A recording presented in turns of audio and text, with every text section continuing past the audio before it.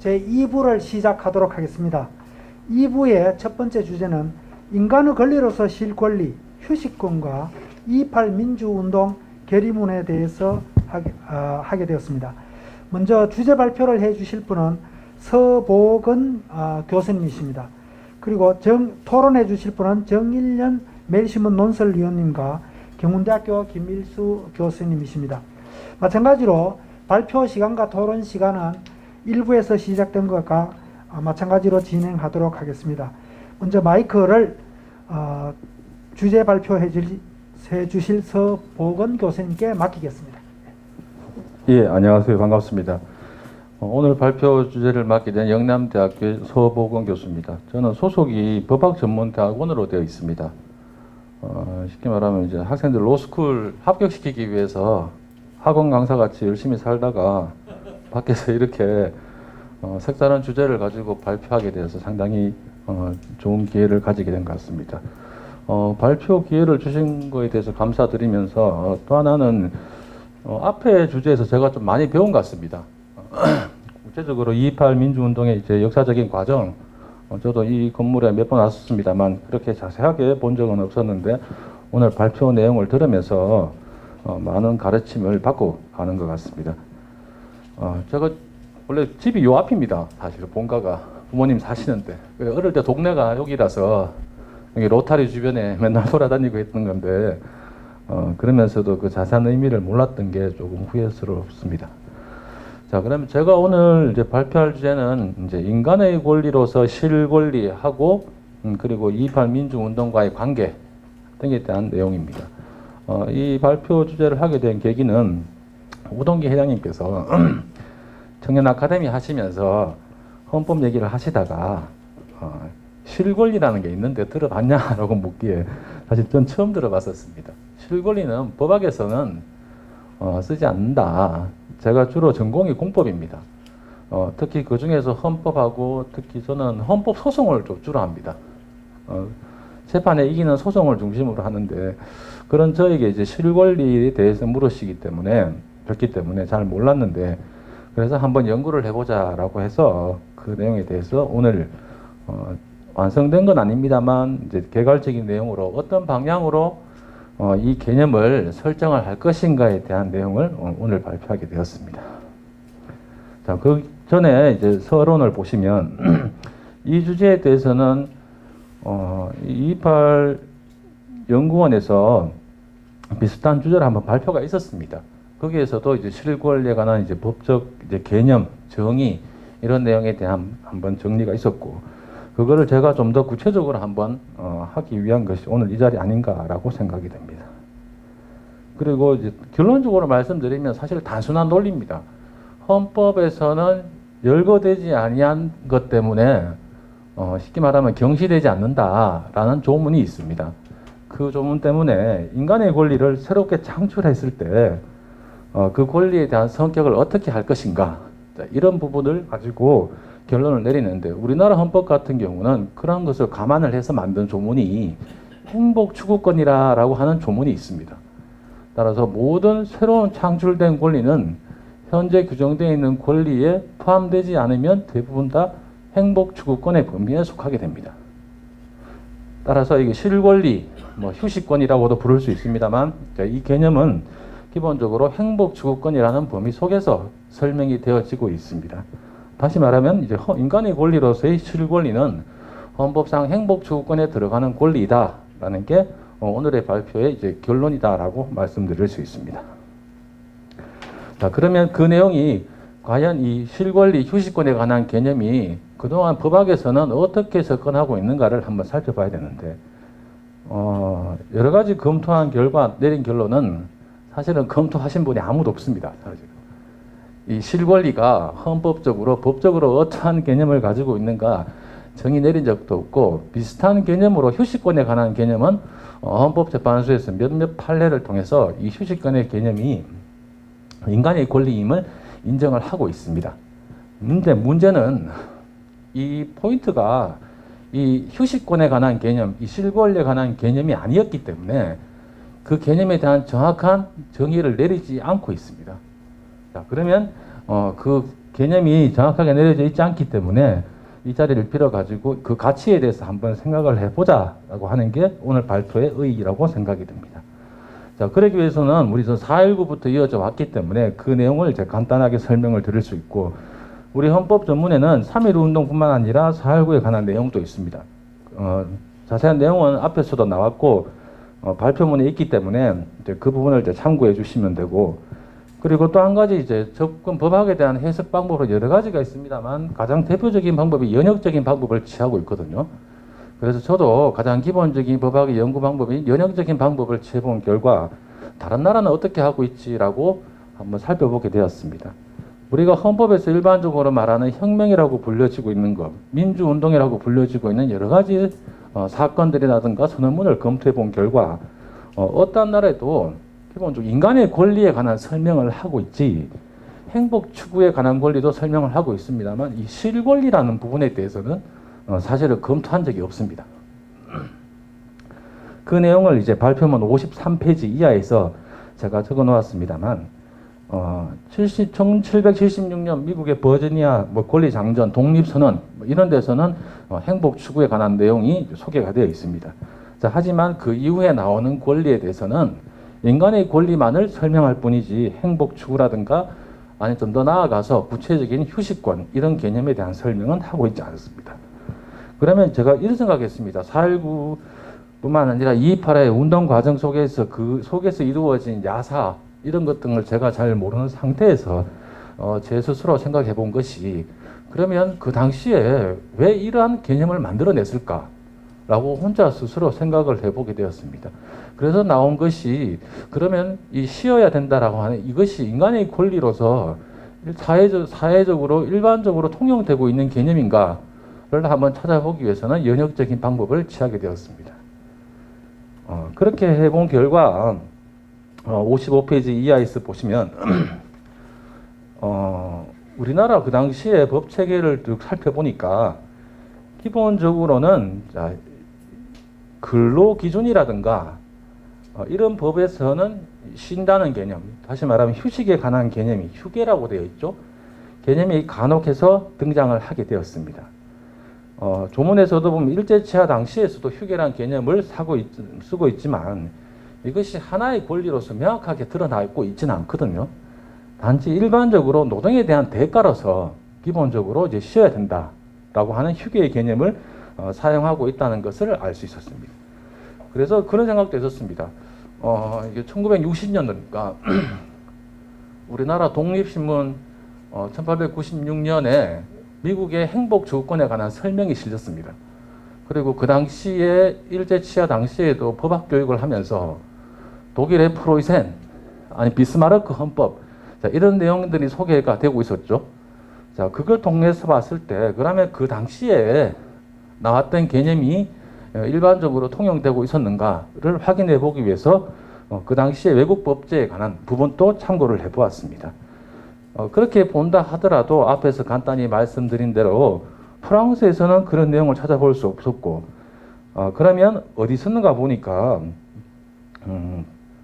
바이마르 헌법 당시에 1차 대전 끝나고 나서 2차 대전 들어오기 전에 독일의 바이마르 헌법 당시에 휴게에 관한 것, 휴식에 관한 개념이 헌법 조문에 실려지게 되었거든요. 그 당시만 하더라도 우리나라의 법학계에서는 일제치하 당시죠. 바이마르 헌법에 대한 연구도 상당히 있었던 걸로 제가 알고 있습니다. 그러면 이 개념이 폭넓게 통용된 것이 아닌가라고 하는 생각도 가지게 되었습니다. 그리고 또 하나는 이 쉰다는 개념이 인간의 권리이기 때문에 이것을 제대로 수용할 수 있는 국가가 사회주의 국가이기 때문에 중국하고 사회주의 국가라고 대표할 수 있는 러시아를 찾아보니까 그 나라에서도 휴식할 권리를 가진다라는 헌법 조문을 가지고 있더라고요. 그런데 그 내용은 뭐냐면 인간의 권리가 아니라 대부분 다 근로에 대한 반대 개념으로 이 휴식에 대한 개념을 가지고 있더라고요. 그런데 지금 우리가 가지고 있는 228의 개념은 단순히 노동에 대한 대가로서의 휴식의 개념이 아니라 인간의 권리로서 주장을 한 것이 아닌가라고 생각이 전 들었습니다. 그래서 우리나라의 법체계하고 외국의 법체계를 찾아봤을 때 이 조항은 좀 특별한 것이구나 라고 하는 결론을 내리게 되었습니다. 그리고 실질적으로 우리나라 법조에서 이제 공휴일이라는 개념을 또 사용하게 되었죠. 이 공휴일이라는 개념도 기본적으로는 노동에 대한 대가로 볼 수 있다라고 보여지고 있습니다. 자, 이런 체제로 흘러오다가 그러면 현행 법 체계는 어떻게 됐는가? 발표문에는 빠져 있습니다만 최근에 이 휴식권이라는 것을 관한 개념 그리고 실권리에 관한 개념에 대한 현행 법 체계가 조금씩 나오고 있는 실정입니다. 가장 대표적인 게 제일 처음 만들어진 것은 2012년도에 우리가 알고 있는 서울시 어린이 청소년 인권 조례라는 게 있습니다. 이게 2012년에 만들어진 거거든요. 이 조항의 17조를 보면 놀이 및 실권리라고 되어 있습니다. 우리나라 법체계, 쉽게 말하면 자치법규 조례를 포함한 모든 법체계에서 실권리라고 쓰고 있는 단어는 첫 시작은 서울특별시 어린이 청소년 인권 조례에서 처음 등장을 하게 됩니다. 자, 그래서 이 조문에 따르면 어린이 청소년은 놀이 여가 및 휴식을 즐기며 충분한 수면 시간을 가질 권리가 있다 라고 되어 있습니다. 그리고 어린이 청소년의 실권리 보장을 위해 학원의 휴일 및 심야 교습 시간은 제한되어야 한다. 이런 식 조문이 처음 나오거든요. 그러니까 실권리란 단어 자체가 신다는 것을 권리로서 인정하면서 조문화되어 있는 것의 처음은 제가 현행 법령 체계를 조사해 본 바로는 2012년도에 나왔던 서울특별시 어린이 청소년 인권 조례가 처음인 것 같고, 자, 그럼 법률로서 나온 것은 무엇이냐라고 찾아보니까 2014년도에 청소년의 대중문화 예술 용역 제공에 관한 것이 있습니다. 청소년들이 대중문화 공연에 참여를 하죠. 자, 그때 청소년에게 보장돼야 될 권리가 뭐냐 하면 학습권, 인격권, 수면권, 휴식권 이런 것 등을 이제 규정한 게 법률상에서는 처음으로 휴식권에 관한 개념을 사용을 하고 있다라고 보여지고 있습니다. 그 이후에 최근에 작년부터 자치단체 조례에서 이 휴식권에 관한 권리를 다양하게 규정을 하고 있습니다. 특히 정신노동자 대한 이제 휴식권을 보장해주기 위한 방안으로 해서 이 휴식권에 대한 개념이 일반적으로 사용되어지고 있다라고 보여지고 있습니다. 자, 시작은 어딘지를 모릅니다. 이 실권리도 그렇고 휴식권이라는 것도 그렇고. 자, 그러면 이 시작의 근원을 연역적으로 법학을 찾을 때는 조사를 해봐야 되는데 시작이 어딜까라고 여러 가지를 유추를 해보았을 때 지금까지 찾아본 바로는 마땅한 결과가 나오지 않기 때문에 쉽게 말하면 이 2.28 민주운동이 이 실권리를 처음 주장한 것이 아닌가라고 하는 잠정적인 결론으로서 설명을 하게 됩니다. 자, 그러면 일단은 기본적으로 이제 실권리라는 것이 이제 법률상 규정이 되어 있죠. 자, 그러면 이 실권리가 인간의 권리인지 어떤지에 대한 여부를 판단을 해야 됩니다. 그러기 위해서는 절침에 헌법적 판단을 해야 되는데 헌법재판소에서 4번 정도의 사건이 있었습니다. 대표적인 사건이 사법시험 일요일날 치는 거에 대한 문제인데 보통 일반적 결론만 알고 있습니다만 여기에 대해서 이 청구인 측이죠. 학생 측에서 수험생 측에서 주장했던 것이 바로 휴식권이다라는 권리를 처음으로 주장을 하게 됩니다.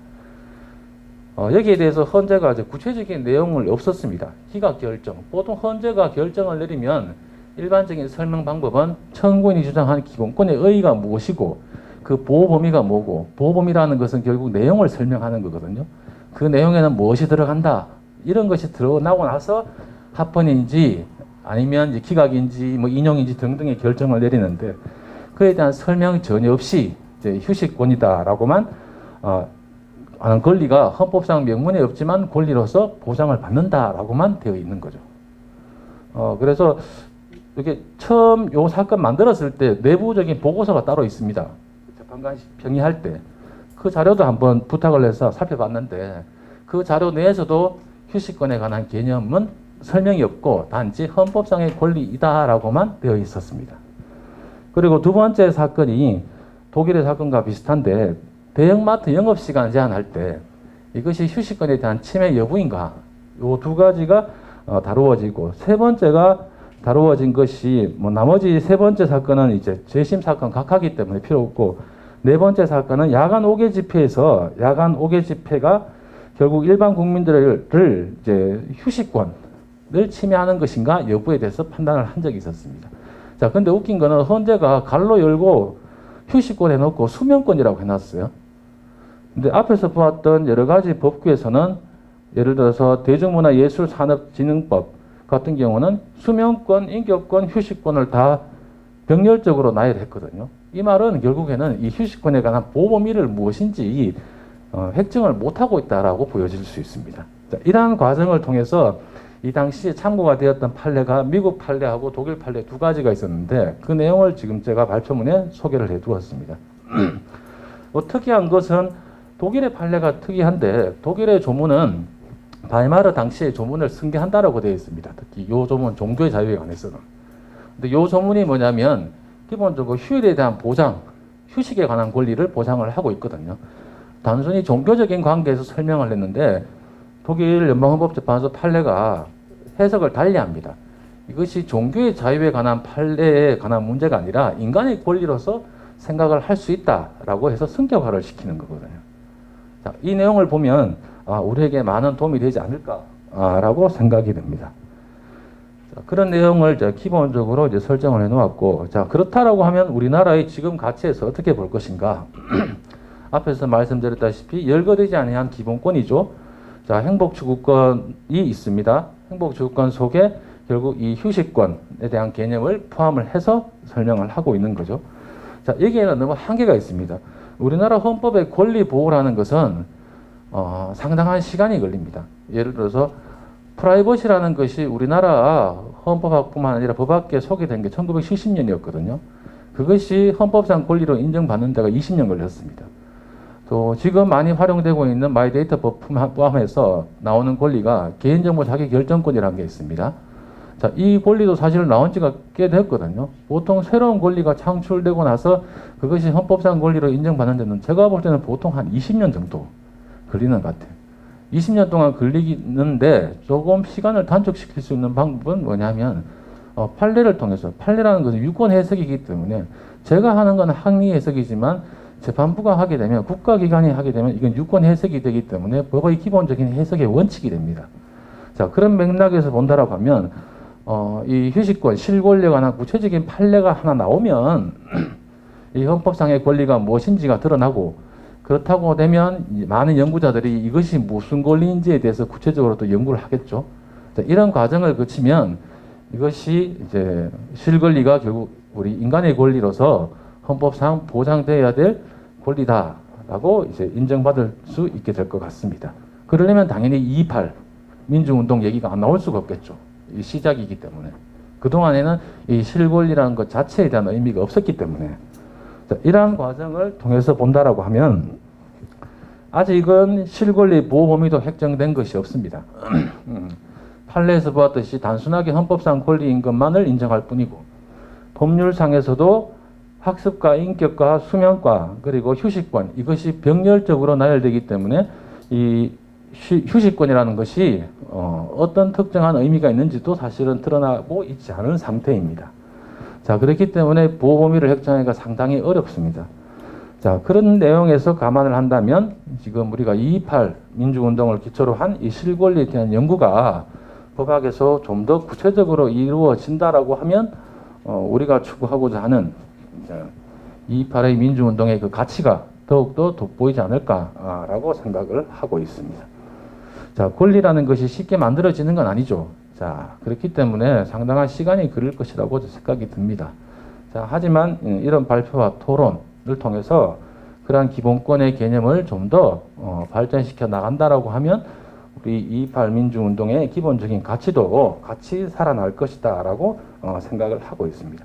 최근에 이 쉰다는 개념, 여기에 대한 논의가 상당히 많거든요. 지금 아직 법학에서는 구체적인 논의가 없습니다. 왜냐하면 법학은 구체적인 사건이 발생했을 때만 그것이 특정된다는 그 한계가 있습니다. 그렇기 때문에 막연하게 이론적으로 주장을 하기에는 어느 정도 한계가 있습니다만, 하지만 노동의 관계를 떠나서 인간의 권리로서 이 근로에 대한 대가의 문제가 아니라 인간이기 때문에 누려야 할 권리로서의 이 휴식과 쉴 권리가 보장이 되기 위해서는 좀 더 많은 노력이 필요하겠죠. 그런 의미에서 이 228의 가치가 더욱 더 큰 의미 있다라고 생각되어 있습니다. 조금 뭐 두서없이 좀 말씀드렸습니다만 뭐 핵심적인 내용은 아직 부족한 부분이지만 이 실권리에 관한 부분 오늘 제 말고도 뒤에 분도 실권리에 관한 내용도 설명을 하시기 때문에 이러한 구체적으로 나오는 논의 등이 쌓여 가지고 실권리가 하나의 명문의 헌법상 규정으로 자리매김할 수 있도록 다 같이 노력해야 되지 않을까라고 생각을 하고 있습니다. 자, 그러면 간단하게나마 이상으로 발표를 마치도록 하겠습니다. 감사합니다. 대단히 감사합니다. 바로 이어서 토론 들어가겠습니다. 정인열 논설위원님 마이크 잡아주십시오. 예, 저는 매일신문 논설위원 맡고 있는 정인열입니다. 저는 이 주제 발표 관련해서 이제 우리 교수님께서 이제 먼저 발표를 해주셨는데 사과 먼저 드리겠습니다. 저는 이 법학 쪽에는 잘 모릅니다. 그래서 토론하기에 좀 맞지 않다 해서 죄송하다고 이제 사과부터 하고 하는 게 맞을 것 같고요. 두 번째, 그럼에도 불구하고 교수님 발표 자료를 보고 저도 몰랐던 걸 많이 배웠고요. 특히 동서양 고금에 관한 그 헌법에 나타나 있는 휴식에 관한 권리라든지 이런 부분에 대해서는 또 알게 되었고요. 그리고 또 228 민주운동의 결의문에 나와 있는 그 학생들의 실권리 사실 깊이 생각해 본 적이 잘 없었습니다. 그런데 이렇게 오늘 기회로 해서 많이 또 이렇게 배우게 되었습니다. 그 점에 대해서 교수님께 감사드리고요. 그래서 저는 이제 전문 분야가 아니기 때문에 너무나 어려운 부분이어서 한 3번 정도로 제가 읽긴 읽었는데 그래서 내 나름대로 이제 일단 정리할 게 필요해서 제가 이제 교수님 항목을 구절 이제 절마다 이렇게 나와 있는 거를 쭉 제 이해를 위해서 이렇게 적어 놓았습니다. 그렇게 이제 그렇게 이제 정리하면서 내가 이렇게 토론하기에는 부적당하고 그 대신 궁금한 점이 생기길래 여쭤보는 게 낫겠다 싶어서 저도 이제 토론 대신에 여쭙는 거로 대신하겠습니다. 우선 교수님의 이 발표문에 보면 이제 228 민주운동이 이제 두 가지로 이렇게 좀 부각이 되는 것 같아요. 한 가지는 선언문에 나타나 있는 실권리라는 게 굉장히 독특한 것이다. 그거 한 가지. 그리고 이 실권리가 이렇게 교수님 설명처럼 이제 인간의 권리로 보고 어떻게 이제 새로운 기본권의 창설일 수도 있다. 이래서 이것을 228 민주운동의 이제 정신 개성 차원에서 헌법이든지 어디 법 체계 안에 반영하는 게 필요하지 않겠느냐라는 두 가지로 이렇게 저는 이제 요약할 수 있다고 봤습니다. 그리고 이제 그 뒤에서 제가 여쭙겠습니다만은 이 전체 이제 이 글을 보면서 교수님 이렇게 이론적으로 이제 뒷받침할 만큼 실권리라는 그 당시 학생들의 주장이 굉장한 의미가 있었구나 하는 게 놀라웠고요. 특히 이제 저도 이제 60에 이제 겨우 이런 부분에 대해서 눈을 뜨는데 그 당시 10대의 젊은 그 학생들 당시의 그 시각에서 어떻게 이렇게 앞서가는 그런 그 이야기들이 나올 수 있었는지 그걸 생각하면 참 대단하다는 생각이 듭니다. 그래서 놀라움도 금할 수 없고요. 특히 이제 이 교수님 발표 자료를 통해서 이제 2절부터 4절까지 나와 있는 각 나라 동서고금의 사례를 보면 공통적으로 이제 비록 실권리라는 명칭은 안 나오지만 휴식이라는 그런 명칭으로 인간의 이제 어떻게 노동에 대해서는 꼭 그런 필요가 있다는 것은 아마 시대가 내려올수록 점점 더 강화되고 있는 것 같다는 추세는 분명히 알 수 있을 것 같습니다. 그런 부분 안에서 우리 당시 10대 학생들이 아마 그런 독특한 실권리라는 용어를 써서 또 자기들의 권위를 찾기 위한 그런 주장을 하지 않았나라는 게 제 판단이고요. 그러나 또 이 학생들이 또 놀라운 게 그 당시 10대 고등학생들인데 불과 그 뒤에 일어나는 이제 고려대 그 학생들 시위에 나타난 주장이든지 또 서울대 학생들의 선언문에서도 없는 그런 아주 독특한 그 주장을 했다는 게 참 또 보이기도 하고 이게 뭐 때문에 그런지 참 계속 궁금하게 이제 생각되는 부분인데, 그건 앞으로 이제 학자들이 아마 밝혀주시겠지만, 저는 하여튼 그게 굉장히 궁금합니다. 그 뒤에 여쭈는 궁금점에서 내가 말씀을 드리도록 할게요. 그리고 교수님이 마지막 결론 부분에서 이렇게 이제 독특한 주장을 한 실권리가 그냥 이렇게 두기는 이제 그 가치가 좀 있으니까 어떤 식으로든지 이제 헌법이든지 법률이든지 거기 이제 반영하는 노력이 필요하지 않겠나 하는데, 만약에 그 교수님 발표문처럼 실권리에 그런 의미가 이제 많이 포함되어 있고 상당한 가치 있는 그런 주장이라면 꼭 이게 시간이 걸리더라도 우리 교수님 말씀처럼 뭐 헌법 전문이든지 헌법 이제 그 규정이든지 또 법률이든지 이렇게 반영되어서 2.28 운동 정신이 좀 되새겨지는 기회가 왔으면 좋겠다는 게 제 개인적 생각입니다.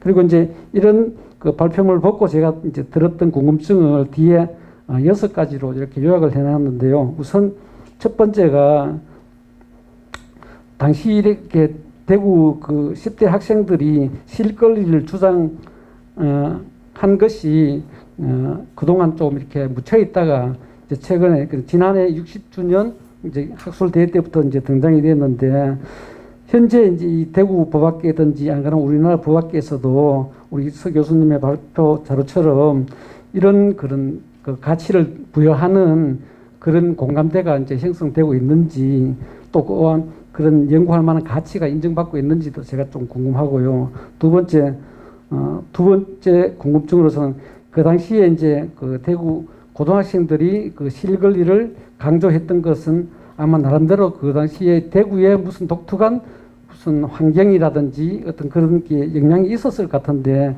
거기에 대한 게 조금 설명이 있었으면 제가 이해를 할 수 있겠는데, 그 당시 그게 없어서 느닷없이 등장한 것 같아서 조금 궁금해서 여기 여쭤봤습니다. 두 번째 질문으로요.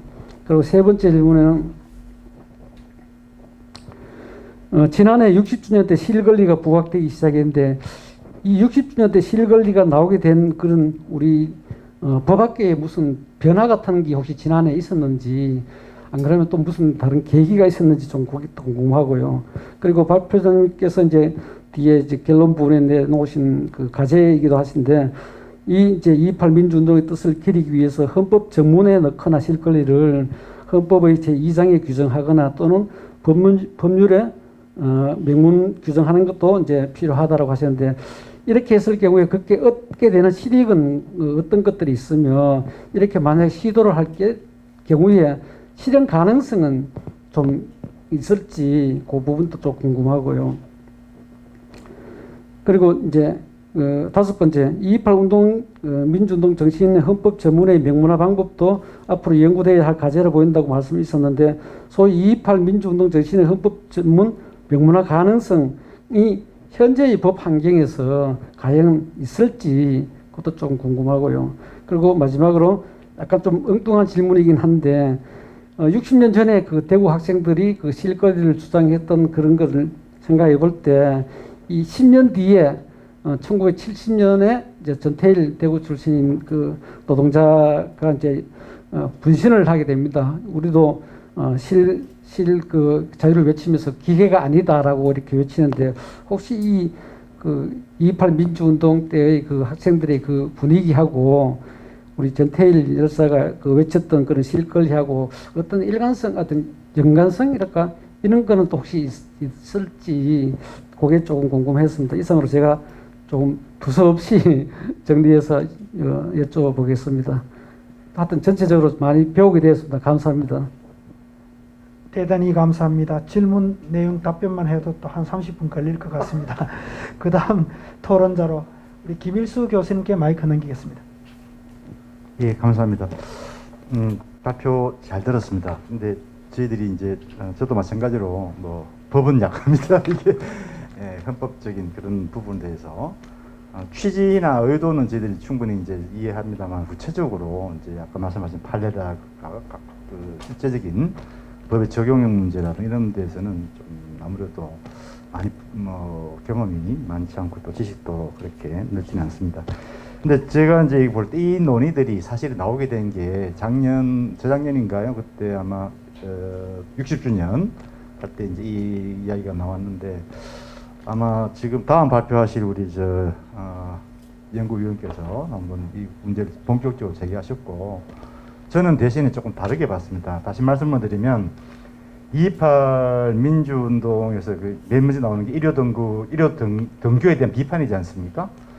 아다시피 경고라든가 당시에는 학기제가 시험 기간이잖아요. 시험 기간 때 준비해야 되는데 불러낸 거거든요. 그거에 대한 이제 반발이 굉장히 컸던 거죠. 그렇게 보면 이건 학습권입니다. 교육에 관한 부분이죠.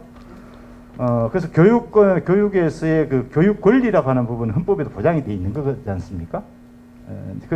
저는 그렇게 해서 좀 접근을 했고, 근데 이게 또 달리 보면은 일요일이라고 하는 측면에서 보면 또 종교적인 접근이 또 가능한데, 근데 아마 2.28 관련 자료를 통해서 봤을 때는 종교와의 관련성을 이렇게 연결시키기에는 자료가 없다고 보여지니까 그건 일단 빼더라도, 그 다음에 또 하나 얘기되어지는 게 마지막에 뭐 이제 그 논평자께서 말씀하신 것처럼 전태일 노동과 연결시키면, 저는 이제 지난번 발표할 때 일부분입니다만 2.28 2월 28일 날 일요일 등교에 대한 비판이 나오게 되는 부분들이 학생들도 각인한 교육권에서 각인한 부분도 있지만 사회적으로 보면 1950년대 후반 노동운동, 그 노동운동이 의용 노동운동에서 말 그대로 민주운동으로 이렇게 민주노동운동으로 바뀌어지는 시점이 50년대 후반이고, 그 소용돌이가 가장 심하게 일어났던 곳이 바로 대구입니다.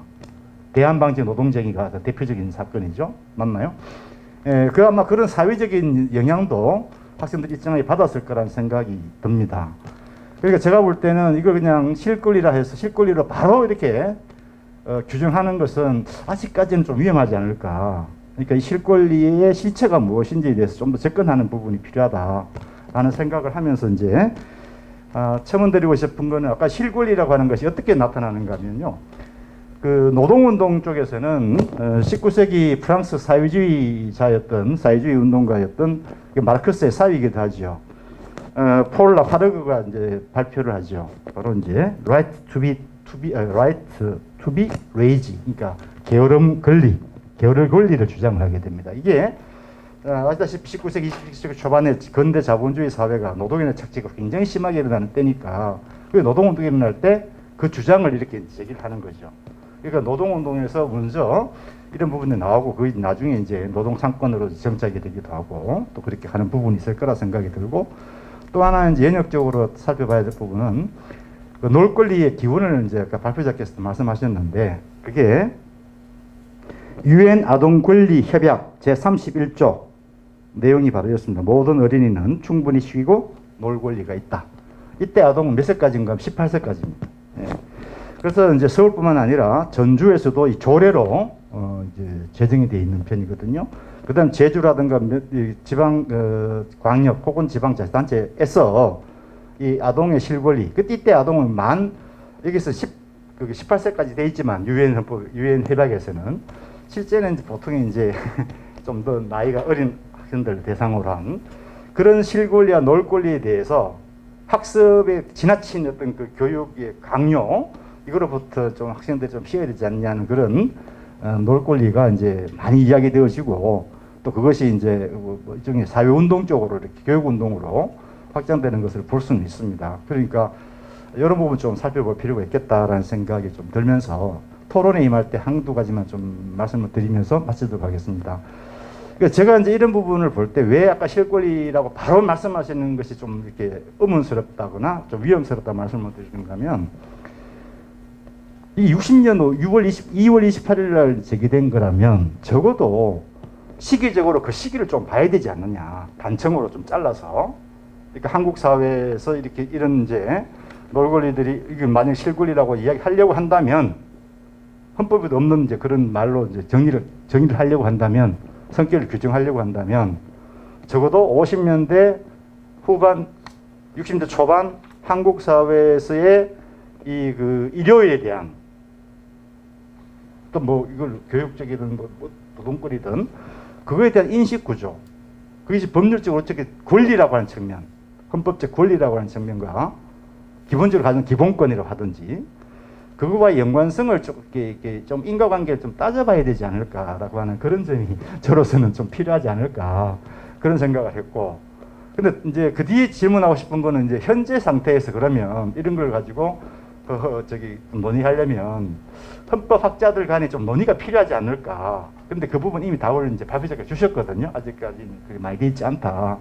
앞으로는 재개돼야 될 문제라고 하셨으니 그거는 이제 질문상 이제 안 될 것 같다는 생각이 들고, 또 중요한 것은 그 시대에 이제 이 논의들이 좀 당대의 그 논의의 그 틀로서 접근할 때 좀 더 명확해지지 않을까. 그리고 현재까지 연결시켰을 때 우리가 헌법을 적용시킬 수 있을 것인가 없을 것인가, 이런 논의가 가능하지 않을까, 혹은 또 더 풍부해지지 않을까, 이런 좀 질문과 함께 제 생각까지 말씀을 좀 드렸습니다.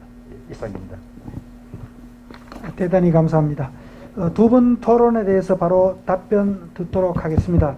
그리고 이어서 뒤에 안도원 박사님께서도 발표가 있기 때문에 혹시 교수님 발표 답변 다 못 하시면 뒤로 넘기셔도 됩니다. 감사합니다. 예, 두 분 이제 토론 잘 들었습니다.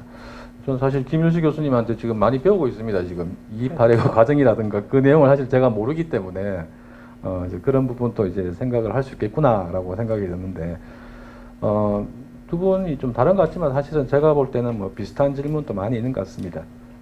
제가 대답 드린 부분도 있는 것 같은데, 제가 본 관점은 제목을 휴식권, 실권이라고 제가 적지 않고 일부러 인간의 권리로서라고 적은 거는 주체에 대한 한정을 하지 않는다는 뜻이거든요. 유아든 학생이든 노동자든. 왜냐하면 지금 자꾸 노동의 권리를 끼워버리면 근로의 권리로 직결되기 때문에 이것은 벌써 확정된 문제이기 때문에 더 이상 논의에 이제 확장이 될 수 없는 부분이기 때문에 주부도 쉴 수 있지 않습니까? 그러니까 학생도 쉴 수 있고, 이것을 모든 주체를 포괄하는 개념으로 설명하기 위해서는 인간으로서의 권리를 휴식권이라고 하면 기본적으로 자연인과 법인으로 구분한다고 하면 자연인 속에는 이제 국민과 외국인이 있지 않습니까? 그럼 법인 빼고 인간의 권리로서 다 총괄하기 때문에 연령에 대한 제한이라든가 주체에 대한 한정이 없기 때문에 인간은 누구나 이러한 권리를 가질 수 있다라고 생각이 들었고, 최근에 이제 전 세계적인 트렌드가 이제 좀 쉬는 것에 대한 부분에 대한 상당히 지금 호감을 가지고 있는 추세거든요.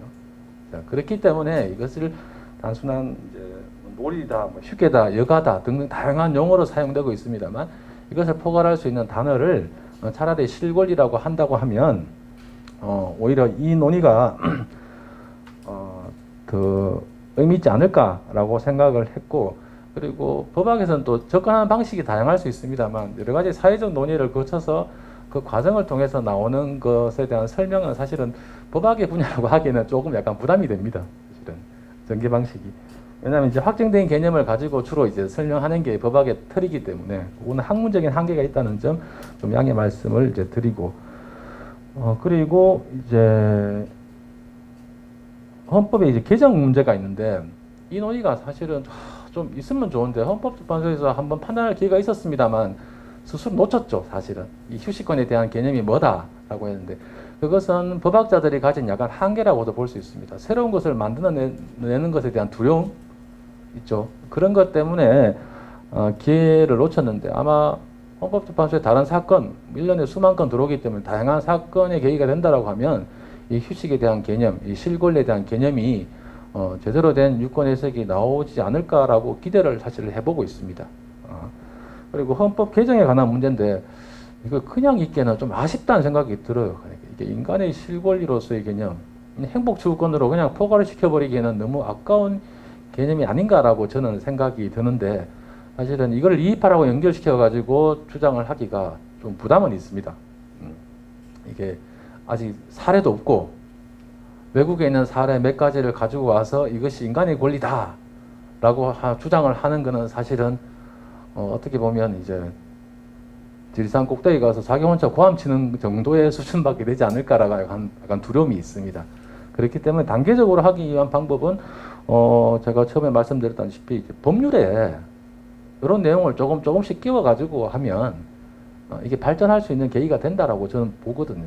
그러니까 그래서 이제 228의 계기를 일단은 법률의 과정을 통해서 이 실권리에 관한 개념을 이제 성숙화시키고, 그 다음에 이제 전문에 뭐 들어가든 안 들어가든 이게 228 민주운동과의 관련이 아니라 인간의 틀 속에서 논의할 수 있는 계기로서 가능성은 있지 않을까라고 생각을 합니다. 차라리 2.28 민주운동이라는 틀 속에 갇히지 말고 인간의 권리로서 끄집어낸다라고 하면 오히려 우리가 논의를 할 수 있는 그 과정이 더 열려있지 않을까라고 하는 가능성을 항상 머릿속에 두고 있습니다. 그러기 위해서는 당연히 여러분들이 많이 도와주시면 외쳐야 되겠죠. 그러면 이것이 하나의 권리가 되지 않을까라고 생각을 합니다. 그리고 나머지 뭐 비슷한 얘기가 나왔었습니다만 이 정도로 해서 토론하신 분에 대한 답변을 하도록 하겠습니다. 이상입니다. 예, 대단히 감사합니다. 역시 법학 전문가님께서 일목요연하게 정리를 해주시니까 저도 옆에서 공부를 엄청 많이 한 것 같습니다. 그래서 서복원 교수님의 발표와 정일영, 김일수 교수님의 토론에 대해서 감사의 말씀을 드리면서 이번 순서는 마치도록 하겠습니다. 감사합니다. 바로 이어서 다음 주제로 들어가겠습니다.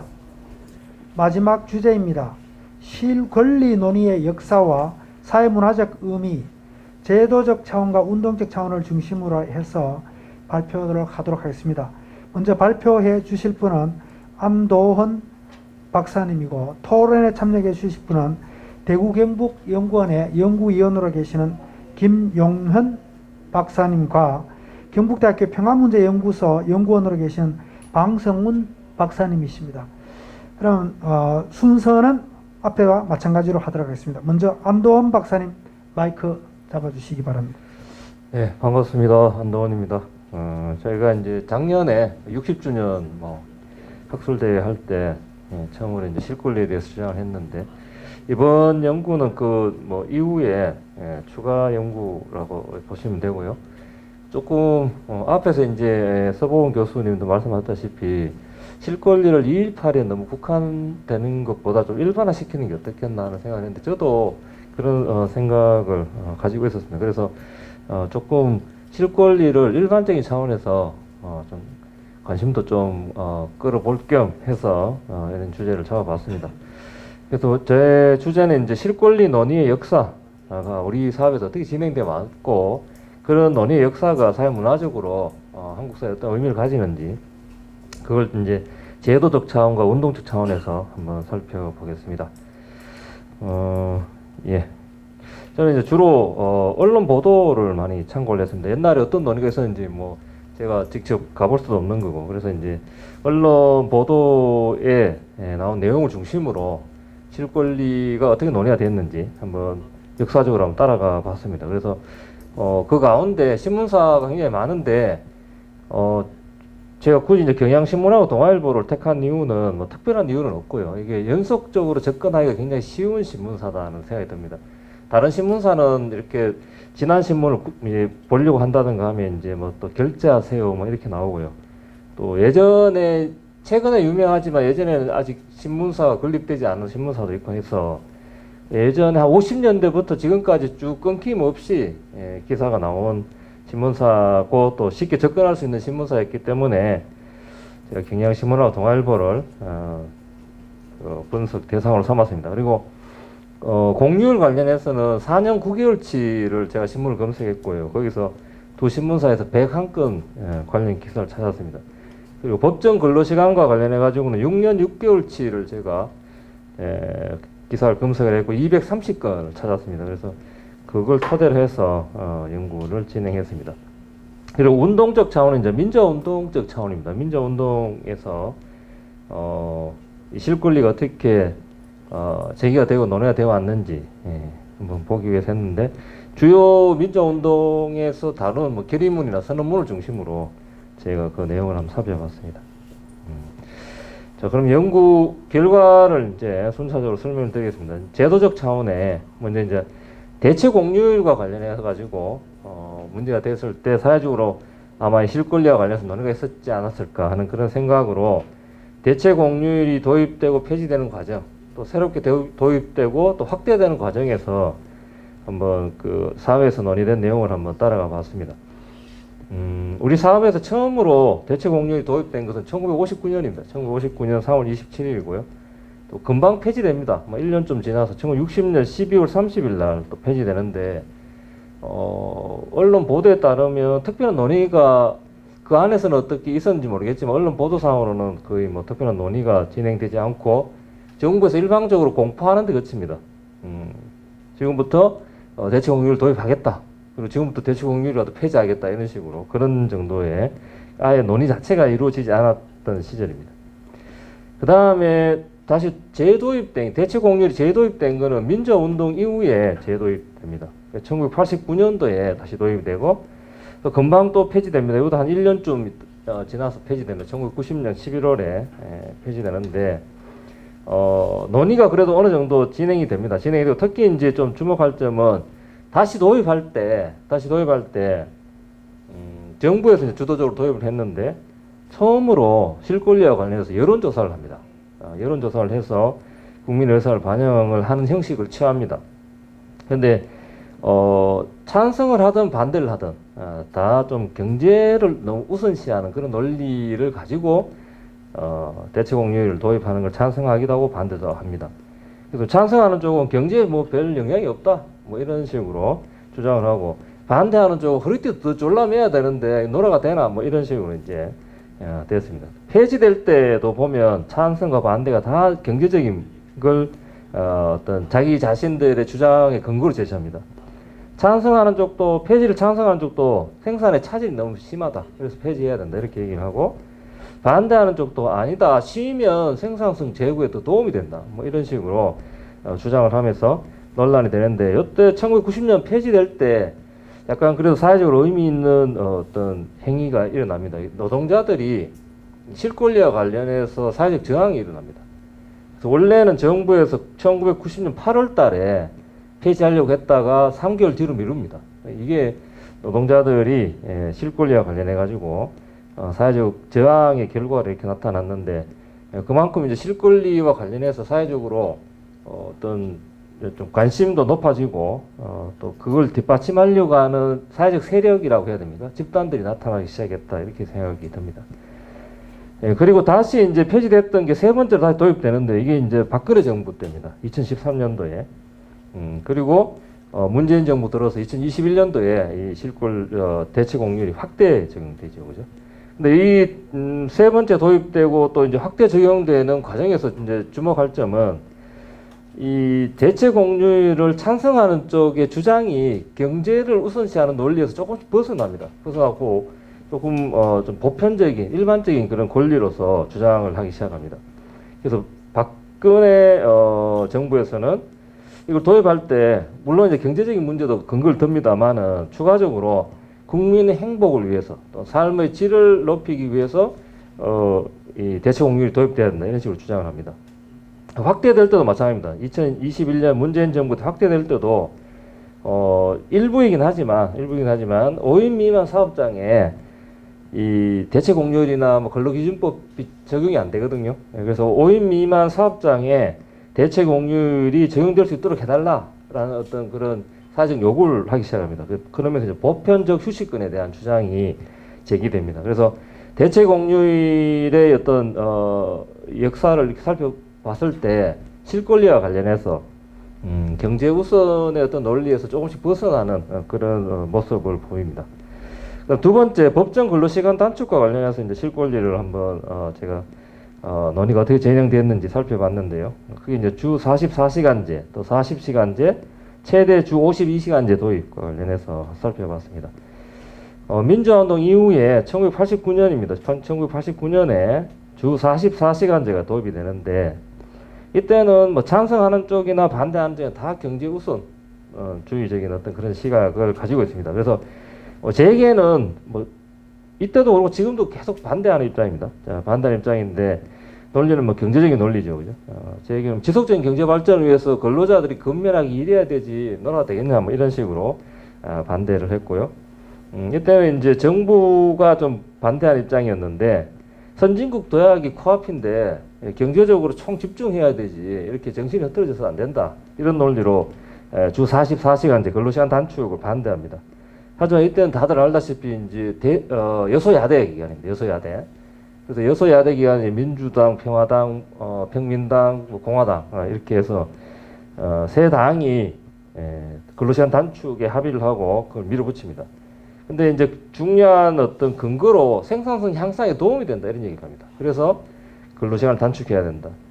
노동계도 찬성을 하는데 노동계에서도 마찬가지입니다. 어떤 경제 우선적인 논리를 펴는데 노동 능률을 향상시킬 수 있다. 쉬면은 이런 식으로 주장을 합니다. 그 다음에 주 40시간제 도입이 이제 2003년도에 이제 국회를 통과하는데요. 이때는 예전에 비해서 논의가 굉장히 활발하게 진행이 됩니다. 이제 언론에 보도되는 내용도 굉장히 많아집니다. 근데 여전히 논리는 경제 우선 논리가 주요한 어떤 논리가 됩니다. 그래서 재계나 언론계에서도 경제 상황을 우선적으로 고려해야 되지 실권리 그 노동시간 단축, 근로시간 단축이 중요한 게 아니다 이런 식으로 이제 많이 주장을 합니다. 이제 찬성하는 쪽에서도 이제 생산성 향상이 전제가 되는 한에서 도입이 돼야 된다 이런 식으로도 주장을 합니다. 특히 노동계에서 이런 주장을 많이 합니다. 그래서 그 다음에 또 보시면 2018년도 최근에 최대 주 52시간제가 도입이 되는데요. 이때 이제 좀 의미 있는 변화가 일어납니다.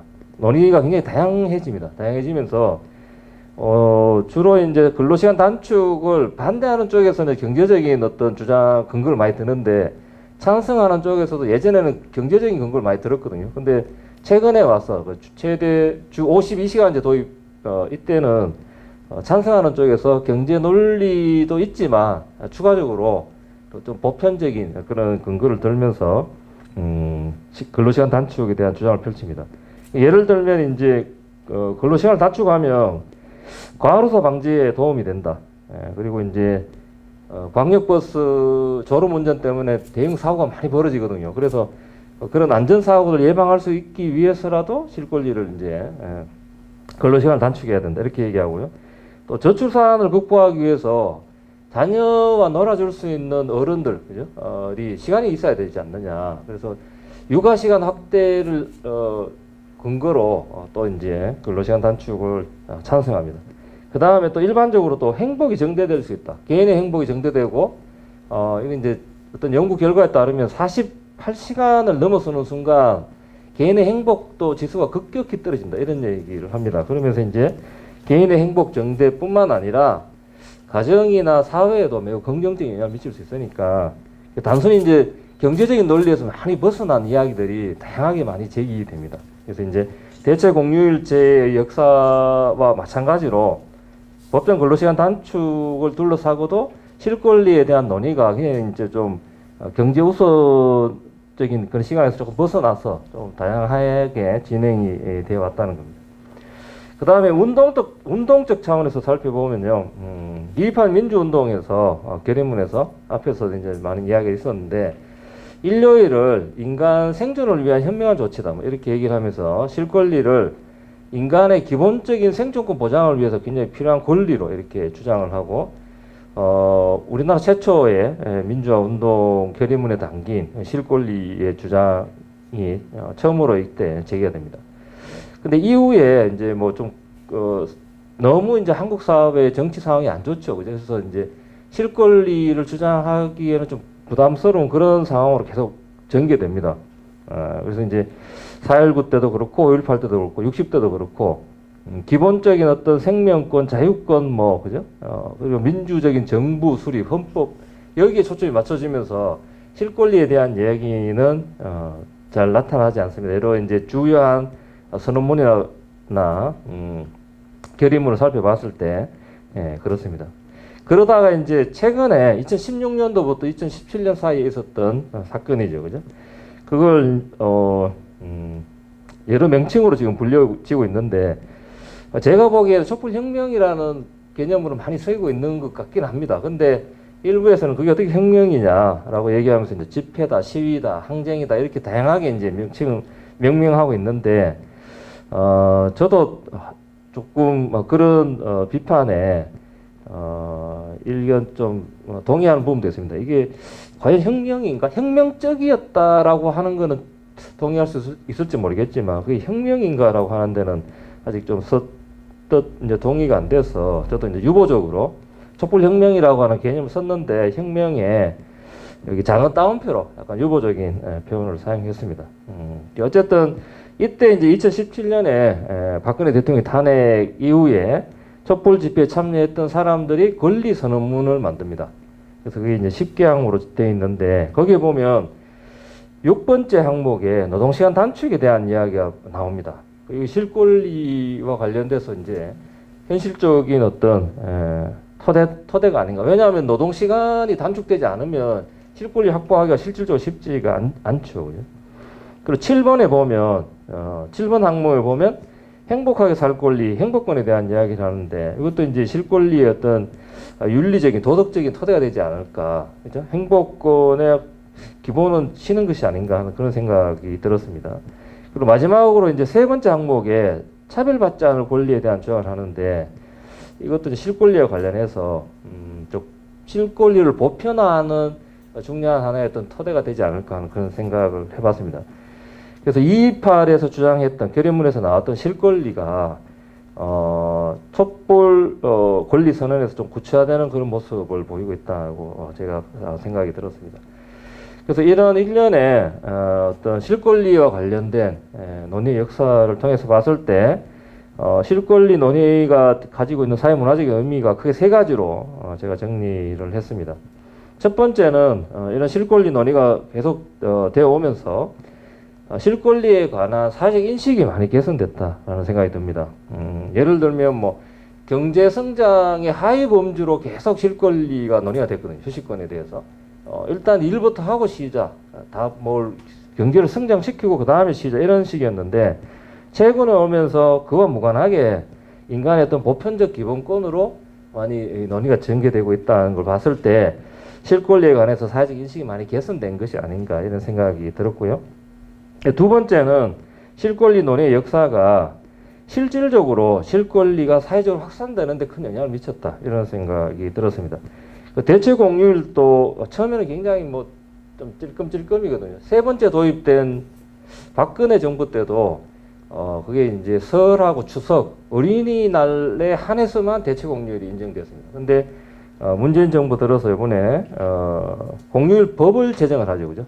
그 법률에 근거해서 좀 더 법적인 안정성을 확보하고 대체 공휴일에 대해서 범위도 매우 확대됩니다. 그래서 공휴일인 국경일 전체에 대해 가지고 대체 공휴일을 갖다가 시행한다 이렇게 되어 있고요.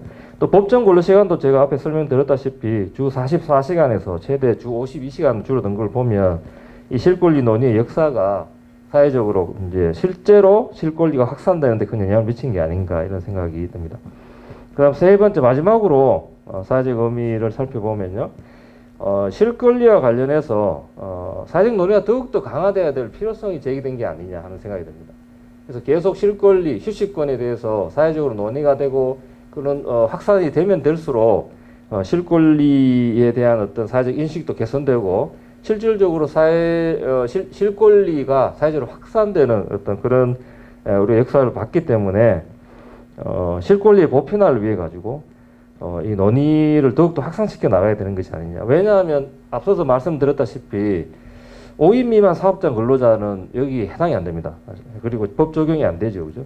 그 외에도 특수고용직 종사자라고 해서 실질적으로 노동자인데 학습지 교사라든가 이런 사람들 있죠. 그죠? 그런 사람들도 여기서 법 적용이 안 됩니다. 그리고 특례업종이 아직 남아있거든요. 거기에 관련된 근로자, 또 소상인들, 그리고 학생들도 이제 실권리를 누리지 못하는 그런 부류에 속하는데 사회적으로 실권리에 관한 논의를 더욱더 확산시켜가지고 실권리가 보편화되는 그런 쪽으로 좀 사회가 좀 바뀌었으면 하는 바람을 마지막으로 제 발표를 마치겠습니다.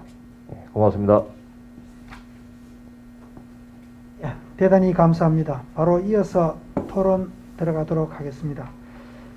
토론을 해 주실 분은 김용현 연구위원님 먼저 해 주시겠습니다. 예, 안녕하십니까. 대구 경북연구원의 김용현입니다. 제가 좀 늦게 와서 여기 일부 때 사실은 보니까 이제 그 실권리에 대한 어떤 법적 체계라든지 뭐 여러 가지 또 논의가 되었었는데 실제로 이제 오늘 또 우리 안도현 연구위원님의 그 연구를 보고 저도 좀 이렇게 새로운 어떤 시각을 좀 가지게 되었습니다. 제가 경제학자인데도 불구하고 좀 이런 뭐 여러 가지 이렇게 내용을 보면서 좀 많이 느낀 것 같고요. 저는 그래도 약간 경제학적인 시각에서 일단은 우리 박사님 말씀하신 걸 좀 얘기를 좀 하고 좀 얘기를 하도록 하겠습니다. 사실은 뭐 앞서 여러 가지 아마 역사적인 배경이라든지 법적 뭐 개념이라든지 이런 걸 다 말씀해 주셨지만 실제로 우리 노동의 역사를 이렇게 보면은 근로시간 단축의 역사라고 볼 수가 있고 앞으로도 아마 그래 되지 않을까 이렇게 봅니다. 왜 그러냐면은 과거에 우리가 좀 먹고 살기 힘들고 이럴 때는 그 어떤 쉴 권리라든지 뭐 이런 뭐 휴식권이라든지 이런 개념이 물론 이입할 때 이제 이런 그 선도적으로 이렇게 나왔습니다만 이때는 진짜 생존권 개념으로 우리가 막 이렇게 주장했다면은 향후에는 어떤 삶의 질로 뭐 보편적 어떤 인간의 권리로서의 그 이 쉴 권리가 얘기될 것이고 그래서 여기와 관련된 여러 가지 뭐 제도적이라든지 사회문화적 이런 부분에 대한 그 어떤 근거라든지 이런 게 굉장히 중요하다. 그러니까 학문적 체계뿐만 아니라 제도적 기반도 굉장히 중요하다고 봅니다. 왜 그러냐면은 이제 뭐 뒤에 좀 말씀드리겠지만 4차 산업혁명 이후에 일하고 이 휴식하는 거, 그다음 뭐 경제학에서는 좀 여가라고 합니다만 이거의 경계가 거의 모호할 가능성이 많고 앞서 우리 발표자께서 말씀하셨다시피 근로 형태가 워낙 다양하고 단시간 근로자라든지 뭐 이런 것이 엄청나게 많이 증가하기 때문에 이거는 이제 이런 차원에서 봐도 이게 그 어떤 제도적으로 구축이 되어야만이 향후에 이런 그 인간의 보편적 권리로서의 뭐 삶의 질을 개선할 수 있지 않을까 이렇게 봅니다. 그래서 그런 생각을 가지고 있고요. 특히 이제 우리 안도현 박사님께서 제시한 것 중에 쉴 권리는 이제 보편적 휴식권으로 제도 구축이 필요함을 제시해 주셨습니다. 아까 우리 법학 쪽에서도 뭐 행복 추gun권이 될 수도 있고 뭐 여러 가지 뭐 휴식권도 될 수 있다고 이렇게 말씀해 주셨지만 하여튼 이 부분에 대해서 좀 미리 우리가 좀 이입하리라는 그런 역사적 배경을 가지고 우리 지역에서도 좀 학문적으로도 그렇고 실질적으로 이렇게 좀 논의가 많이 되었으면 좋겠다 이런 생각을 가지고 있고요. 저는 좀 경제학자라서 좀 약간 앞서 이제 법적인 얘기라든지 사회문화적 얘기라든지 이런 거와 더불어서 좀 경제학적 시각에서 좀 이것을 좀 바라볼 필요가 있다. 왜냐하면 저기 아까 앞서 말씀했다시피 이제 사실은 이 논의 자체는 이제 경제학적 그러니까 52시간 이후에 주 5일 근무 52시간 이후부터 이제 약간 사회적인 어떤 그런 그 이슈는 가긴 가고 있습니다. 그런데 좀 이 경제학에서 굉장히 중요한 이슈입니다. 이게 그래서 통상적으로 이제 우리가 노동 공급 곡선을 얘기할 때 이제 주로 보면은 이제 여가하고 그러니까 이제 휴식권 법이라든지 다른 쪽에 쉴 권리라든지 뭐 사회학적인 이제 여가권 이런 것을 우리 경제학에 휴식권을 경제학 쪽에서는 주로 이제 여가라고 이렇게 봅니다. 여가. 물론 그러니까 하루에 이제 24시간 있고 이 24시간 잠자고 기본적인 활동하는 것 이외에 노동하고 예를 들어 이제 일을 하고 그다음에 휴식을 한다고 봤을 때 예를 들어 임금이 어느 정도 올라가면은 사람들이 그 노동 공급을 많이 하는 거죠. 왜냐하면 임금이 높기 때문에. 그런데 어느 정도 임금 수준이 올라가게 되면은 이제 뭐 휴식을 취하고 이렇게 일을 좀 덜 하게 되는 그런 인간의 본성적인 기본 원리에 의해서 사실은 이 노동 공급 곡선이 이렇게 도출이 된 겁니다. 그런데 지금 이때도 이제 이 노동 공급 곡선이 우상향하는 형태에 도출된 것은 여가 쉰다는 것이 사실은 어떻게 보면 열등제 개념으로 과거에는 지금 전통 경제학에서는 그렇게 보고 있는데 그게 열등제 개념으로 이제 이게 인식이 되어야만이 이게 우상향하는 형태가 되거든요. 근데 이제 만약에 이제 그 여가가 예를 들어 이제 그 가치제, 우등제라고 봤을 때 이제 보편적으로 이제 소득 수준도 높아하기 때문에 사람들이 노동을 덜 할 거라는 거예요. 그렇게 되면 노동 공급 곡선이 우리가 통상적으로 생각하는 우상향 형태가 아니고 후방 굴절 형태로 간다는 것이죠. 그랬을 때 이것이 이제 예를 들어 뭐 연령별로 노동 공급이라든지 지역별 노동 공급을 봤을 때 그러니까 여가 그러니까 이게 많이 그러니까 보장되고 이런 노동 시장일수록 이 공급 곡선 형태가 달라지게 되고 그것이 이제 경제적인 영향도 많이 달라지게 될 수 있다 이렇게 얘기할 수 있습니다. 그래서 이게 이제 여가가 어떻게 인정되느냐에 따라서 이 경제학의 기본 원리가 바뀔 가능성도 있다. 저는 제 생각은 이게 바뀔 가능성이 있다고 봅니다. 뭐 이게 이론이라는 것이 그럴 수도 있으니까요. 그런 생각을 가지고 있고 그래서 이제 이 앞으로의 미래에는 생산성도 증가하고 있기 때문에 그 이 노동 시간은 계속해서 단축될 것이고 그러면 이제 거기에 단축되는 것만큼에 대한 어떤 그 여가가 증가했을 때 여가를 과연 제가 말하는 게 쉬운 겁니다. 이걸 어떻게 이제 일과 같이 그 개념을 부여하면서 여기에 맞는 어떤 거기에 대한 대가를 줄 수 있을까 이런 부분도 우리가 좀 선제적이지만 그런 고민이 또 필요하지 않을까 이렇게 생각이 됩니다.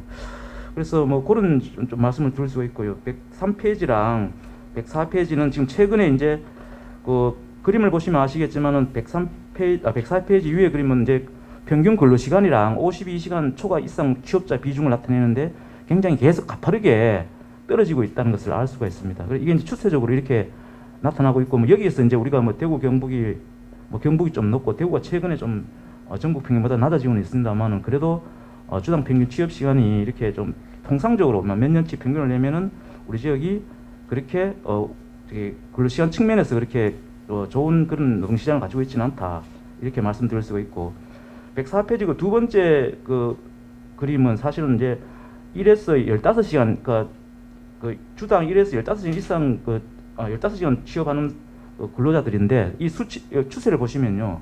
이게 엄청나게 지금 가파르게 증가하고 있다는 거예요. 이게 초단시간 근로자들입니다. 이분들이 이제 계속 이 초단시간 근로자가 굉장히 증가할 거라는 거예요. 앞으로도. 왜냐하면 이제 뭐 정규직 개념도 있지만 이분들은 그래서 이제 휴식을 선택하면서 자기가 일하고 싶을 때 일을 한다는 거예요. 그래서 그럼 이러한 사람들에 대한 휴식권과 뭐 이러한 사람들에 대한 그 고용 안정이라든지 여러 가지 사회적인 어떤 고용 안전망 이런 부분도 굉장히 중요한 부분이 됩니다. 이게 휴식권하고 연결이 되거든요. 그래서 이런 부분을 우리가 좀 생각해 볼 수 있다 이렇게 말씀드릴 수가 있고요.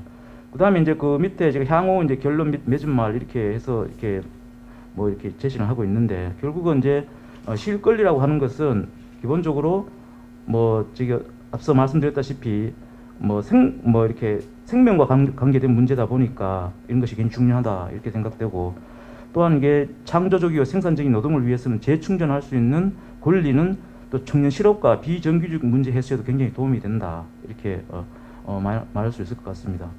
그다음에 이제 뉴노멀 시대에 우리가 이제 초단시간 근로자와 관련한 근로기준법상의 주요 수당이라든지 아까 우리 앞서 근로기준법에 보면은 이게 단시간 근로자라든지 4인 미만 근로자에 대해서는 사실은 이런 실권리 개념이 주어지진 않았습니다. 그런데 이것을 또 법적으로 또 제도적으로 완벽하게 보장하기도 어려운 것도 있습니다만 아무튼 이런 쪽에 있는 근로자에 대한 실권리를 우리가 뭐 이렇게 고민을 해볼 필요가 있지 않나 이렇게 생각이 되고요. 뭐 4대 보험도 마찬가지입니다. 그다음에 이제 아까 좀 전에 말씀드렸다시피 이제 이게 일을 하고 노는 거 이거를 어떻게 우리가 이렇게 연결을 할 수 있을지 또 사실은 노는 거에 대한 노는 거에 대한 휴식하는 거에 대한 것에서도 우리가 임금을 받을 수 있는 시대가 도래할 가능성이 있거든요. 그래서 이런 부분에 대한 것도 우리가 좀 미래를 생각해서 좀 고민을 할 필요가 있다 이렇게 생각되고 또 한 가지는 이제 앞으로 주 4일 근무, 주 5일 근무, 주 3일 근무까지 등장할 것이다. 그래서 이런 부분.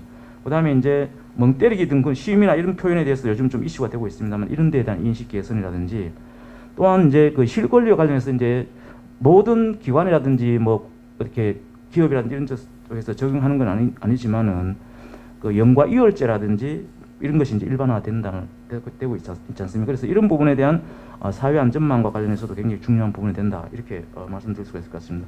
그래서 실제로 이제 중요한 것은 결국은 이제 계속해서 그 근로 시간이 단축될 것이고 그럼 거기와 관련된 여러 가지 이 단축과 관련됐을 때 여가권을 어떻게 보장할 것인지 제도적인 부분 그다음에 뭐 우리 경제학적인 측면에서 이렇게 이런 부분에 좀 보장이 되어야 되지 않을까 이렇게 보고 있습니다. 예, 하여튼 오늘 많이 배우게 되었습니다. 고맙습니다. 예, 토론해 주셔서 대단히 감사합니다. 이제 마지막 한 분입니다. 방성문 박사님 모시고 토론해 주시기 바랍니다. 네, 토론을 맡은 경북대학교 병어문제연구소 연구원 방성훈입니다. 네, 그간 2.28 민주운동과 관련한 연구들은 뭐 대한민국의 민주운동의 시초 그리고 뭐 민주운동의 2.28 민주운동의 정치적 의미 그리고 2.28 정신의 계승 대구 경북의 정책성과 관련하여 많은 연구가 있었습니다.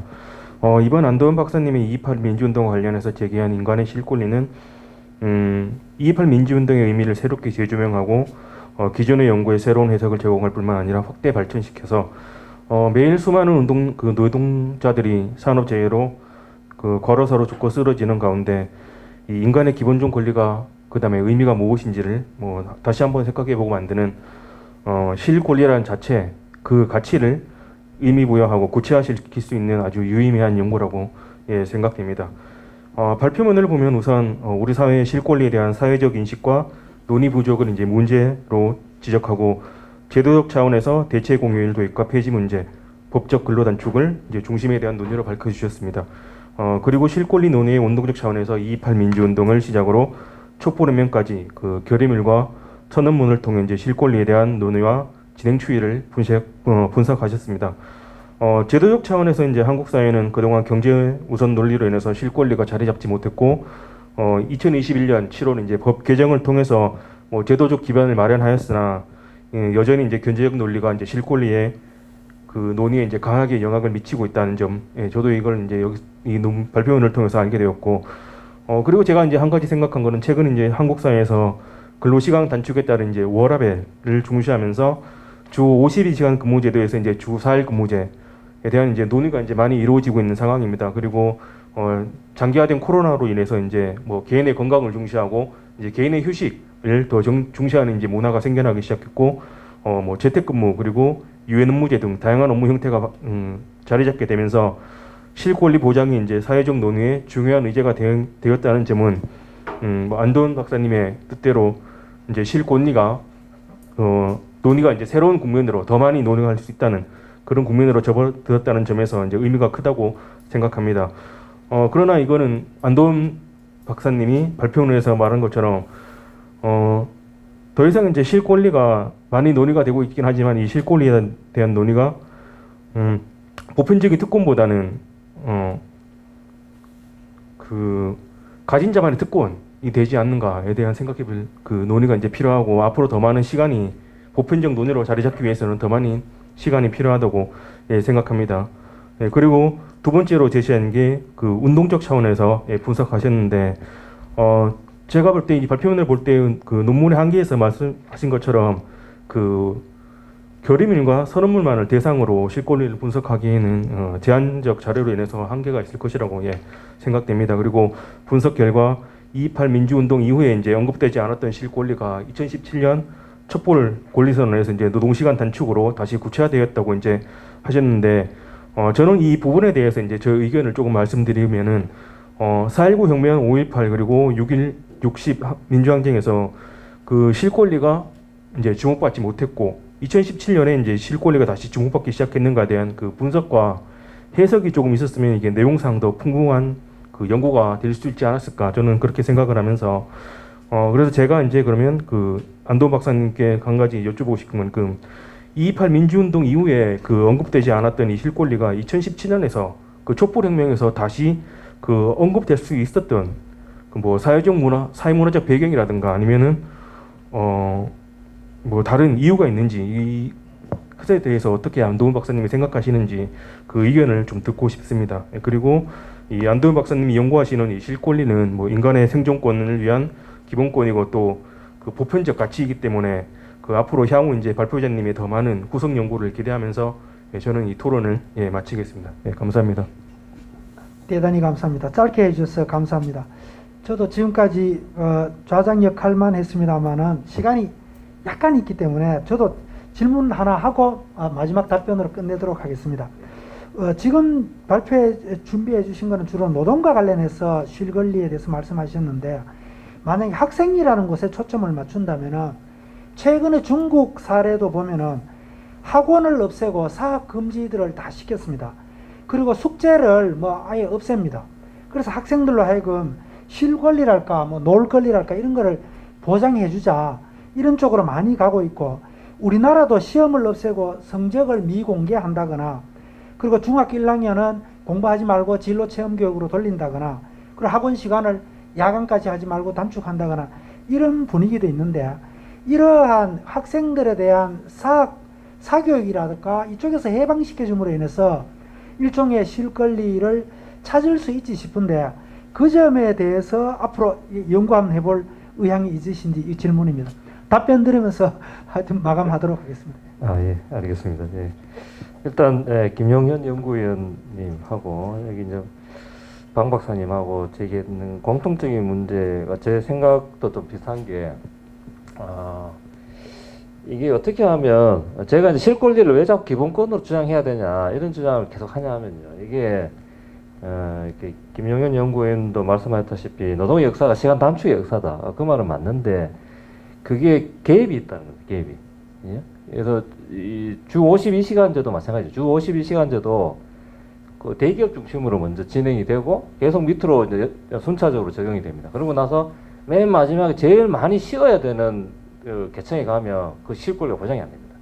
이런 것들이 사회에서 실권리를 인간의 기본적인 권리를 인식하지 못했기 때문에 그런 일이 나타난다는 생각이 들거든요. 그래서 조금 더 제가 이제 실권리를 이제 법적인 근거나 어떤 기본권으로서 사직 인식을 강화시켜 나가야 된다고 하는 것이 그 실권리를 보편적으로 누려야 된다.